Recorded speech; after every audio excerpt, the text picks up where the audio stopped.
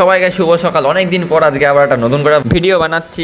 তো আজকে আমি এত যে সকাল সকাল সাইকেল নিয়ে আমাদের কাছের স্টেশন অশোকনগর রোড স্টেশনে চলে যাই। সেখান থেকে আমরা ট্রেন ধরে মধ্যমগ্রাম যাবো। আমরা আজকে গেছিলাম 9:44 বনগা লোকালে, যেটা হেভি ভিড় হয়। তাই জন্য প্রীতম ভিড়ের মধ্যে ওঠে নিজের ওর অবস্থা খারাপ হয়ে গেছিলো, আমারও অবস্থা খারাপ হয়ে গেছিলো, একদম চুল টুল খারাপ হয়ে গেছিলো পুরো। যাক, অবশেষে আমরা মধ্যমগ্রাম স্টেশনে একদম সেফলিভাবে ল্যান্ড করি। এখানে ল্যান্ড করার পর আমি নিজের চুল ঠিক করছি, কারণ যা খারাপ অবস্থা হয়ে গেছিলো আমাদের মুখের তিনজনের। তারপর আমরা স্টেশন থেকে বেরিয়ে হাঁটতে হাঁটতে আমাদের কলেজের দিকে পদার্পণ করছিলাম, কারণ আমাদের হেঁটেই যেতে হবে।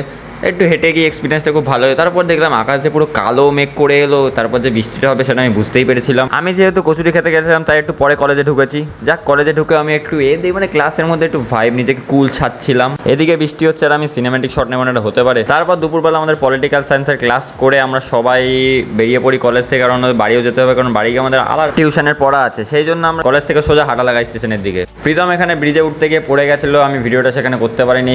জানি প্রীতম আমাকে এটা শোনার পর মারবে। তারপর আমরা সুন্দর ভিউ দেখতে দেখতে অশোকনগর চলে আসছে। আজকে ভিডিওটা এখানে শেষ। ভালো লাগে লাইক শেয়ার সাবস্ক্রাইব অবশ্যই করবে। আবার কালকে কলেজ যেতে দেখা হবে। টাটা, সবাই সুস্থ থাকবে, ভালো থাকবে, গুড নাইট।